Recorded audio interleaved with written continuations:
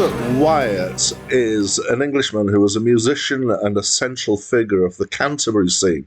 Uh, he was in the bands Soft Machine and Matching Mole, and at that point he was a drummer. Matching Mole were about to record their third album when Robert fell out of a window at a birthday party for members of Gong, who were another Canterbury scene band. He was drunk at the time. He was paralysed from the waist down. That was 1973.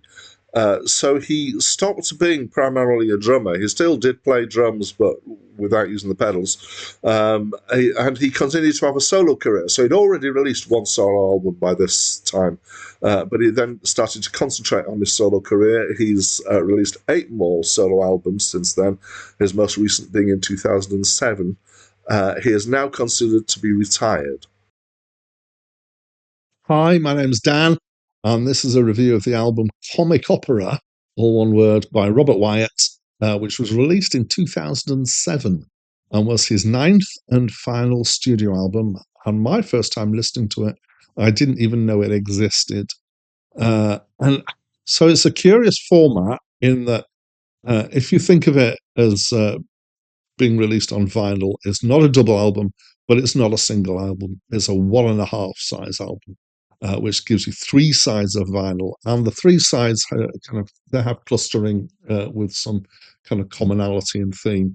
The final side, apparently, of the vinyl had a poem etched on it, so it wasn't one that you could actually play on a record player. So I've listened twice, and as is usually my habit, I listen and then I do some reading, and then I do another listen, and I feel like I still really don't know what to make of this album. It's certainly unusual. So I'm going to do the best I can to dig into this, and there will be an opinion at the end, just about. So Acclaimed Music, they're the people who created this list that I'm using, have listed this as being Canterbury scene and singer-songwriter. Wikipedia is a bit more expansive, tends to list more genres for an album, as listed here: progressive rock, experimental rock, jazz rock, Canterbury sound, and world beat. Yeah, okay. So I would say that certainly Wikipedia didn't really know what to make of it, or just tried to list different things that were on here. So the Canterbury scene that's been referenced here a couple of times is a subgenre of progressive rock, kind of mostly overlapping into progressive rock, which was in some ways more about a time and a place than a particular style, but it did have certain stylistic elements. And Robert Wyatt was a core figure in the Canterbury scene back in the 70s, but I wouldn't say that it was still going. Do I think that it sounds like the Canterbury scene? Well, only in bits, and only in bits, partly because it's him and because his voice sounds like part of the Canterbury scene, because he was. Okay. Is it prog? Well, it's not. I mean, 2007, nearly 20 years ago, but since the 90s, progressive rock has become a certain thing, and it's actually kind of settled down stylistically. I wouldn't say formulaic, but there are certain expectations that are of it. It doesn't fit those expectations. But my very mild criticism of modern prog is that it's no longer progressive. It's no longer pushing boundaries. This, I would say, is progressive with a small p, in that it is pushing boundaries. Experimental might be one of the best words to use here, but it's got all sorts of things in it. So the stuff that I'm going to list in here, we've got stuff that's jazzy at heart. We've got stuff that's folky. We've got stuff that's definitely experimental and soundscapey. We've got some spoken stuff. We've got some instrumental stuff. We've got some sung stuff. We've got some that sounds more like contemporary classical than anything else. We've got some that you might argue is chamber pop.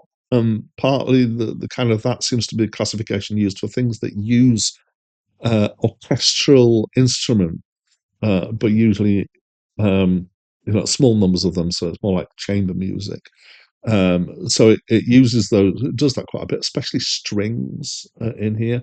There's bits of sample stuff in here as well, and there's use of studio technology to change sounds. There's some Caribbean sounds. There's one track that's quite Latin. On the last side, so this includes the Latin track, and several foreign language tracks that are covers of other people's stuff. It is hugely diverse. It's one of the most diverse albums I think I've ever heard. It's tied together loosely with some particular feel. So it's got a certain kind of slowness to it. Percussion is often cymbals and not much else. It's got quite a spacious feel. His voice ties it together. It's not all his voice. There are other people singing at various points, and not everything is vocal either. The use of stringed instruments like double bass, etc., and bowed things like cellos and things. Overall, it does have a kind of wrapped up together feel, but quite loosely, as I said. So he's got an interesting voice. I've always thought this when I've heard him sing. He's got a South England accent, and it comes across as he sings. Not everybody, in fact, most people when they sing, they lose their accent. It sounds, the tone of it and the way he presents stuff always sounds quite naive. It sounds like he's just kind of, away with the fairies somewhere and doesn't really know what's going on. But I would say on this album, he uses that as a juxtaposition at times, or certainly as for effect. We've got other people involved in here. There's quite a lot of people involved, to be honest. Some of the names that I knew. So Alfreda Bengi, I don't know if that's how you pronounce it, is his wife and has been a collaborator for many years. Brian Eno and Phil Manzanera, who are both from Roxy Music. Dave Sinclair from Caravan, and Paul Weller, who was in The Jam and various other things. Got songs about a variety of things. Excuse my itchy nose. So from serious and satirical to quite banal, I feel like it starts more banal and then progresses into more serious. I think the first half is fairly kind of light-hearted. So the first third, the second third is more serious, and then the third third is more world music or stuff in different languages. His voice, the effect of it is that he makes serious stuff overbalance because it undermines the seriousness of it. But it's an interesting effect in that it kind of works. His voice has got the opposite of gravitas, whatever gravitas is. So my first listen to it, I was very much thrown off. The album that I know from him is Rock Bottom, which was much more whimsical than this, and I was expecting it to be more like that, and it wasn't. And as I said at the top, I'm still finding it hard to make my mind up. But I think I'm becoming convinced that that in itself is the quality of it, in that it is a confusing album, and it's hard to make your mind up about it. And it does that very well. So I'd say it definitely engaged me quite a bit. It got me thinking. It got me listening and listening quite carefully to try and work it out. So as a result, I'm going to cautiously give it a fairly high score. But I also would have to say you really, really can't do this album justice with 2 listens. Many of the albums, I feel like 2 listens is fine. Some albums, I feel like 1 is enough. But this is definitely an album that has got a lot to dig into. So, but I haven't got. I need to keep moving because I want to get through this list. So I'm not going to spend 3 weeks just listening to this album, which is maybe what it deserves. So I am going to move on. And I'm going to say this is just my opinion. I'd love to know what your opinion of this album is. As I say, I never come across it before, so I don't know how well known it is. But please give me your 2 penneth worth. But that's it from me for now. Oh look, there's a dead rabbit.